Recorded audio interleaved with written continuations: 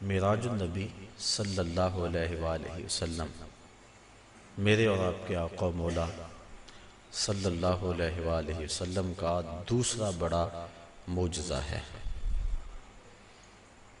اللہ تعالیٰ نے اپنے محبوب کو ان بلندیوں تک بلایا جہاں کسی کا پہنچنا تو بڑی دور کی بات ہے، کسی کا خیال اور وہم بھی نہیں پہنچ سکتا۔ خرد سے کہہ دو کہ سر جھکا لے، گمان سے گزرے گزرنے والے، یہاں پڑے ہیں خود جہت کو لالے، کوئی کیا بتائے کدھر گئے تھے، سراغ عین و متا کہاں تھا، نشان کیف و الا کہاں تھا، نہ کوئی ساتھی نہ کوئی راہی، نہ سنگ منزل نہ مرحلے تھے، کمان امکان کے جھوٹے نکتو تم اول و آخر کے پھیر میں ہو، محیط کی چال سے تو پوچھو کدھر کو آئے کدھر گئے تھے۔ مرغ عقل تھک کے گر پڑتا ہے، جن بلندیوں تک حضور پہنچے کسی کا خیال اور وہم بھی نہیں پہنچ سکتا۔ ابو الحسن رفاعی علیہ رحمہ کا وہ قول کئی مرتبہ پیش کر چکا ہوں۔ وہ فرماتے ہیں کہ میں نے روحانی طور پہ پرواز کی حتی ساعت تو فی الفوقانیات، یہاں تک کہ میں بہت اونچا چلا گیا، میری روح پرواز کرتی گئی، ایک عرش آیا اسے عبور کیا، دوسرا عرش آیا اسے عبور کیا، 7 لاکھ عرش عبور کر گیا۔ عرش ایک نہیں ہے، عرش کئی ہیں۔ عالم امکان اور عالم وجوب کے درمیان عرش عالم برزخ ہے۔ جب اللہ تعالیٰ دنیا پر کوئی تجلی ڈالنا چاہتا ہے تو پہلے عرش پہ ڈالتا ہے، اگر ڈائریکٹ آ جائے تو کوئی تاب نہ لا سکے۔ یہی بہتر ہے کہ وہ پردے میں روح پوش رہے، وہ اگر پردہ اٹھا دے تو کسے ہوش رہے۔ کئی عرش ہیں، کہتے ہیں میں 7 لاکھ عرش عبور کر گیا۔ پھر آواز آئی ابو الحسن رفاعی کدھر آ رہے ہو؟ کتاب کا نام ہے النبراس، علامہ عبدالعزیز فرہاروی رحمۃ اللہ تعالی علیہ کی یہ مصنفہ ہے، جو علامہ سعد الدین تفتازانی رحمۃ اللہ تعالی علیہ کی علم کلام پر مشتمل کتاب شرح عقائد نسبیہ کی تشریح ہے، اور یہ وہ کتاب ہے جو تمام مکاتیب فکر کے مدارس میں سبقاً پڑھائی جاتی ہے۔ تو حضرت علامہ عبدالعزیز فرہاروی نے اس واقعہ کو لکھا، اور اس میں کسی فرقے اور گروہ کا اختلاف بھی نہیں ہے کہ روح پرواز کر سکتی ہے۔ کہتے ہیں میں 7 لاکھ عرش عبور کر گیا۔ پھر آواز آئی ابو الحسن رفاعی کدھر آ رہے ہو؟ تو میں نے عرض کی مالک معراج کی رات جس عرش پہ محبوب کے قدم آئے تھے، میں تو اس عرش کی تلاش میں نکلا ہوں، نہ سفر بشرط معال ہے، نہ طلب بقید سوال ہے، فقط ایک سیری ذوق کو میں بھٹک رہا ہوں کہاں کہاں، میرے دل کی یہ خلوتیں کئی بار سج کے اجڑ گئیں، مجھے بارہا یہ گماں ہوا تم آ رہے ہو کشاں کشاں۔ کہا میں تو اس عرش کی تلاش میں ہوں۔ پھر آواز آئی ارجع لا وصول اللہ کا، ابو الحسن رفاعی پلٹ جاؤ، تم کروڑوں سال بھی پرواز کرو، لیکن جس عرش کی چھاتی پہ میرے محبوب کے قدم آئے ہیں وہاں تمہارا خیال بھی نہیں پہنچ سکتا۔ کوئی حد ہے ان کے عروج کی، بلغ العلاب کمال، جن بلندیوں تک وہ پہنچے کسی کا تصور بھی نہیں پہنچ سکتا۔ بشر بھی پیچھے رہ گئے، نوری بھی پیچھے۔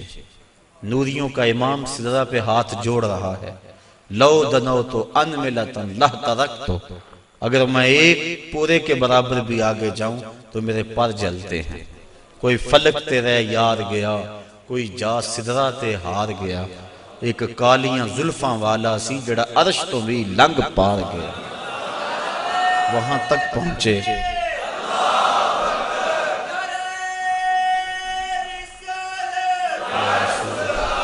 تو وہاں تک پہنچے جہاں کسی کا خیال وہم سوچ بھی نہیں پہنچ سکتے۔ کہا ابو الحسن تم کروڑوں سال بھی پرواز کرو، لیکن جس عرش کی چھاتی پہ میرے محبوب کے قدم آئے وہاں تمہارا خیال بھی نہیں جا سکتا۔ جس نبی کے قدم اتنے اونچے ہیں اس نبی کا سر کتنا اونچا ہوگا۔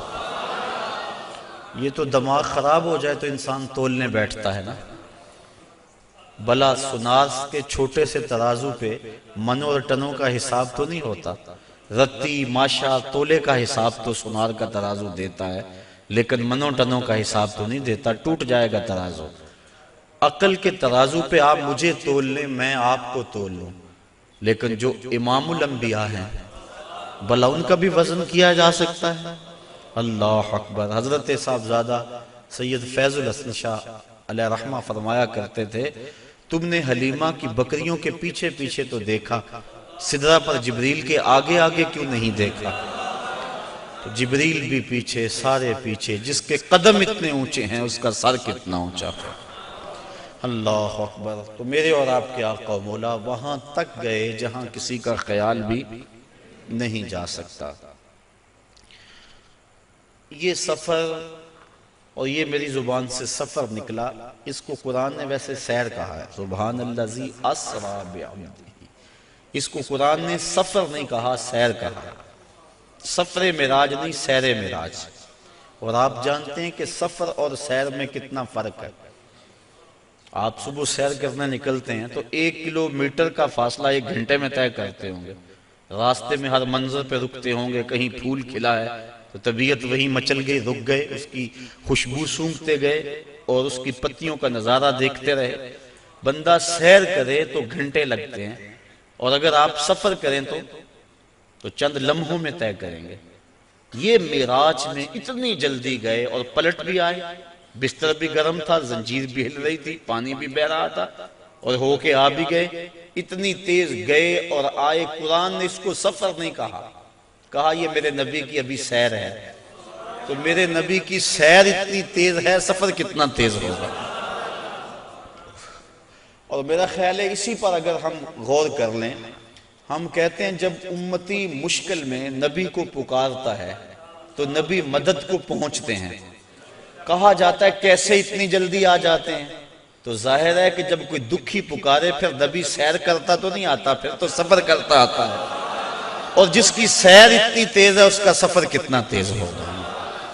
تو محبوب خدا اتنے سریع رفتار ہیں، اور کہاں تک پہنچے انسان کی عقل تھک جاتی ہے، یہاں تک کسی کا خیال اور تصور بھی نہیں پہنچ سکتا۔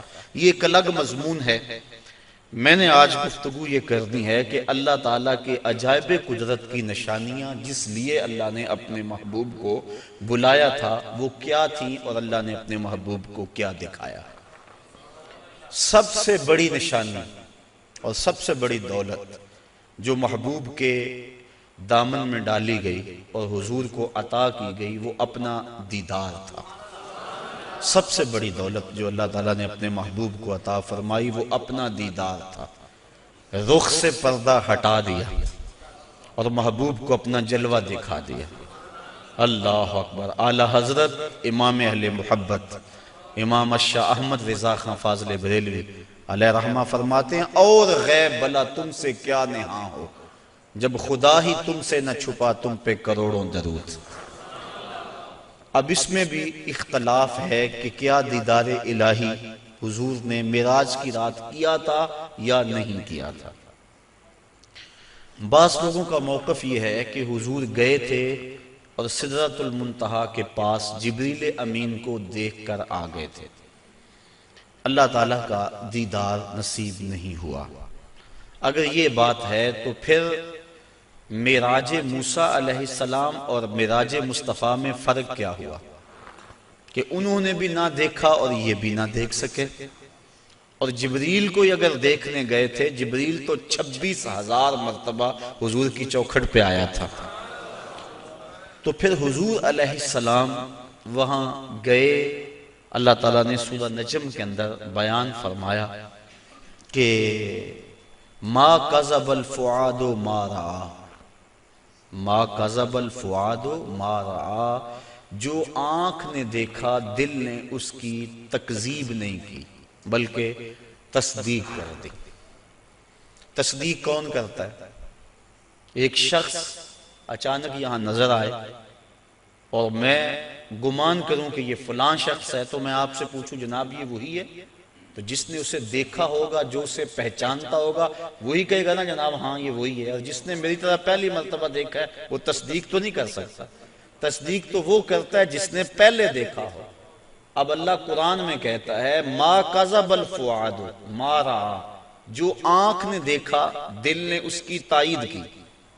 آنکھ نے دل سے پوچھا یہ وہی ہے، تو دل نے کہا ہاں وہی ہے جو درد بن کے رہتا تھا. تو معلوم ہوا کہ قلب مصطفیٰ پہلے دیکھ چکا تھا، آنکھ نے آج دیکھا تھا. تو جس کو دل نے دیکھا ہو جب آنکھ اسے دیکھ لے تو اسے معراج کہتے ہیں. تو باقی رہا بات دل کے دیکھنے کا. امام عبد الوہاب شعرانی علیہ رحمہ آپ فرماتے ہیں کہ حضور علیہ السلام کو 34 مرتبہ معراج ہوا ہے. 33 مرتبہ حضور کو قلبی اور روحانی معراج ہوا ہے، اور 1 مرتبہ سر کی آنکھوں سے اپنے رب کو دیکھا ہے. تو دل تو پہلے بھی جلوے پا چکا تھا، دل کو پہلے بھی انوار کی دولت ملی تھی، اور آنکھ نے آج پہلی بار دیکھا تھا. تو جو دل میں ہو جب سامنے آ جائے تو اسے معراج کہتے ہیں. تو ما کذب الفؤاد ما رأى، آنکھ نے جو دیکھا پھر دل نے اس کی تائید کر دی، تصدیق کر دی، تردید نہیں کی. اس پر علماء کی ابحاث ہیں، گفتگو ہے. حضرت امام احمد بن حنبل سے کسی نے پوچھا کیا لیلۃ المعراج کو محبوب علیہ السلام نے اپنے رب کو دیکھا؟ آپ نے فرمایا رآہ رآہ رآہ حتی انقطع نفسہ. آپ نے فرمایا ہاں دیکھا ہاں دیکھا. اتنی بار یہ لفظ کہے کہ آپ کی سانس ٹوٹ گئی. کہا وہ گئے دیکھنے تھے اور دیکھ کر آئے تھے. اور اللہ تعالیٰ جل شانہ نے سورہ نجم کے اندر اس بات کو بڑی تفصیل کے ساتھ بیان فرما دیا کہ ارشاد فرمایا ما کذب الفؤاد ما رأى، جو آنکھ نے دیکھا دل نے اس کی تصدیق کی.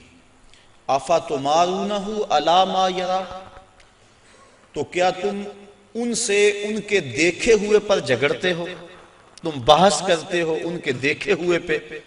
آگے سنیے ذرا قرآن نے کیا کہا وَلَقَدْ رَآهُ نَزْلَةً أُخْرَى. اچھا پھر سنو، اس نے 1 بار نہیں 2 بار دیکھا.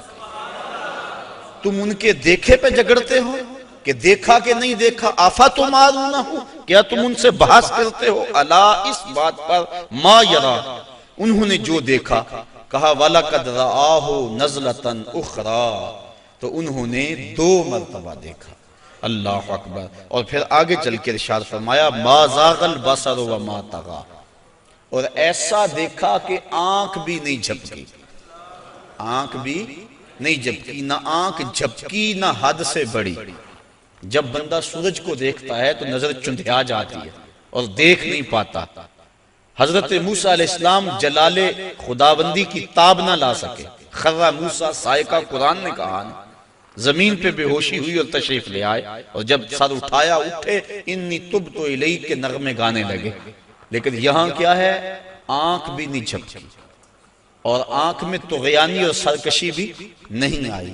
یہ کون کہہ رہا ہے؟ مالک کہہ رہا ہے کہ ایسا دیکھا کہ آنکھ بھی نہیں جھپکتا، نہ حد سے بڑھتی ہے آنکھ اور نہ آنکھ چندھیاتی ہے.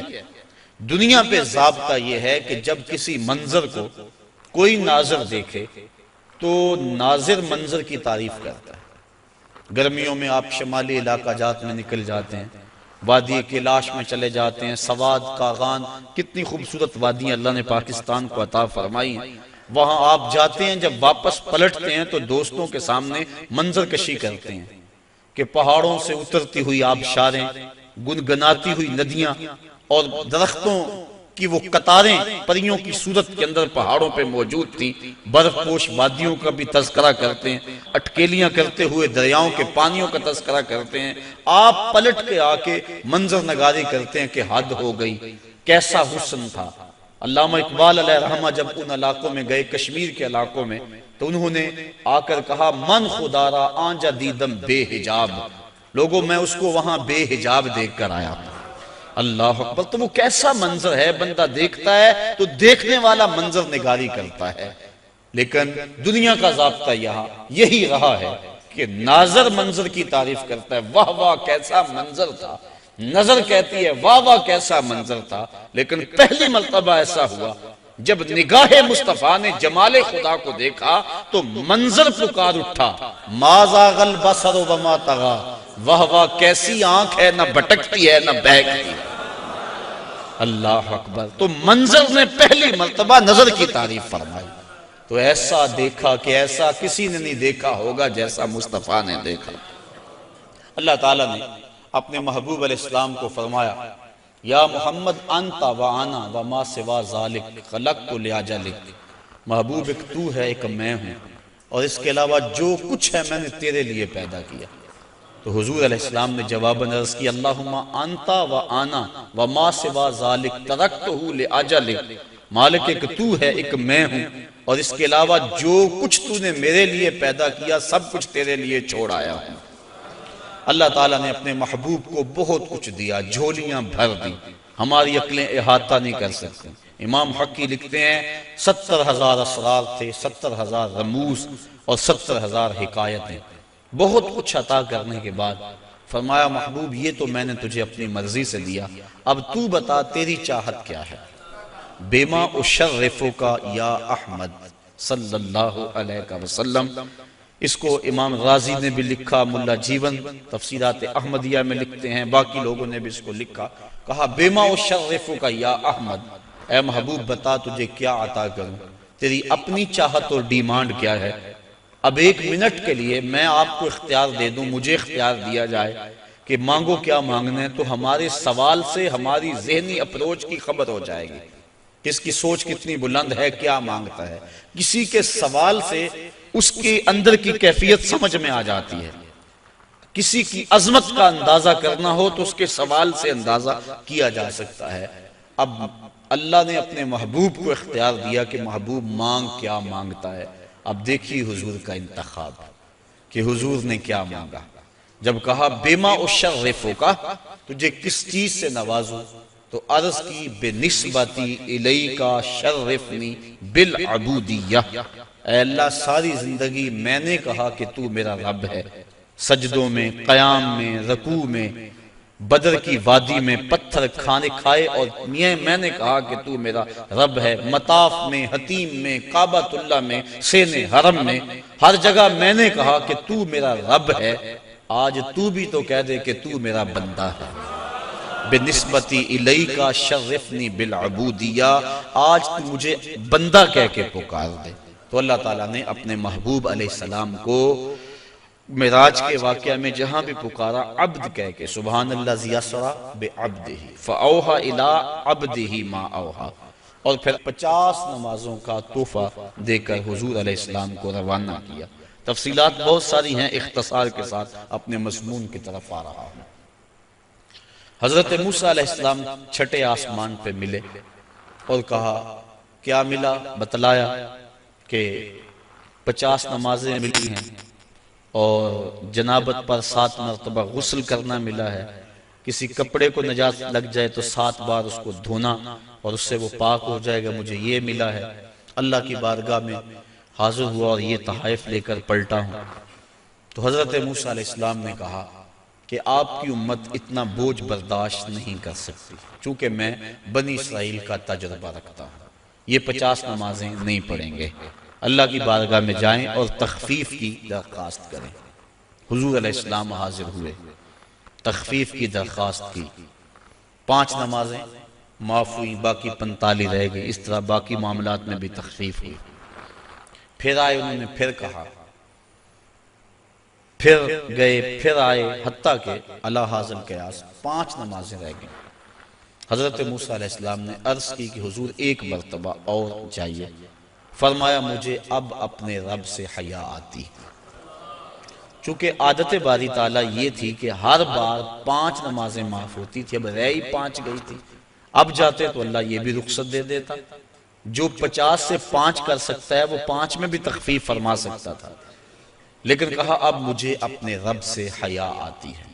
اب اس پر 2-3 باتیں، ایک یہ کہ اللہ کے علم میں بلا نہیں تھا کہ بالآخر 5 نمازیں رہ جانی، پتا تھا نا اللہ کو بالآخر 5 رہ جانی، تو اللہ دیتا ہی 5، پہلے 50 دی، پھر گئے، پھر 5 معاف کی، پھر گئے، حتیٰ کہ 9 مرتبہ جانا ہوا اور پھر 5 رہ گئی۔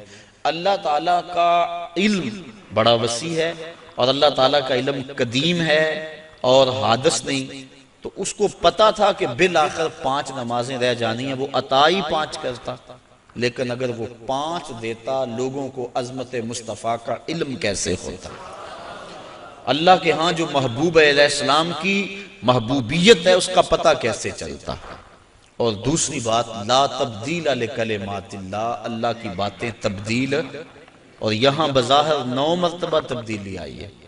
کتنی مرتبہ؟ تو اللہ تو فرماتے ہیں میری باتیں تبدیل نہیں ہوتی، یہاں 9 مرتبہ تبدیلی آئی، تو اللہ تعالیٰ نے دوسرا ضابطہ دے دیا، من جاء بالحسنۃ فلہ عشر امثالھا، جو ایک نیکی کرے 10 کا ثواب دوں گا۔ اللہ کی باتیں نہیں بدلتی، تم 5 پڑھو گے ثواب میں 50 کا ہی عطا فرماؤں گا۔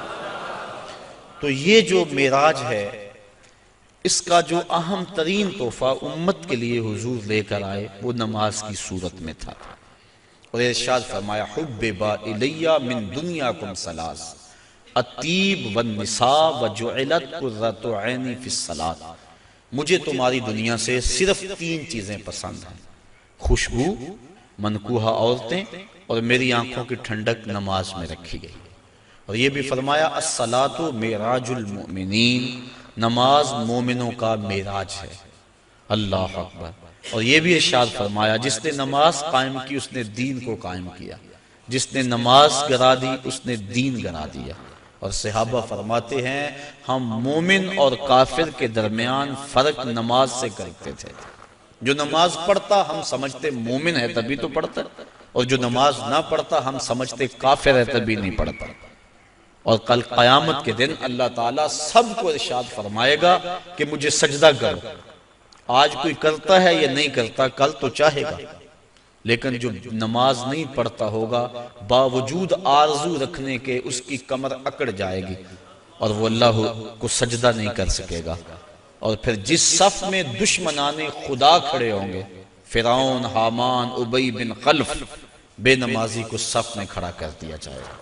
ہم میں سے کیا کوئی گوارا کرتا ہے کہ فرعون کے کندھے سے کندھا جوڑ کے کھڑا ہو جائے، اور اس صف پر لعنتیں برس رہی ہوں گی جس صف میں یہ لوگ کھڑے ہوں گے؟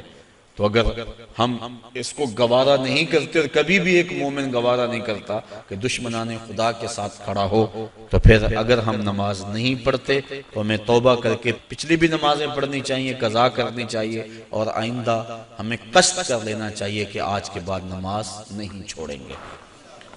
حضرت ابو ذر غفاری رضی اللہ تعالی عنہ کے ساتھ حضرت عثمان رضی اللہ تعالی عنہ تھے۔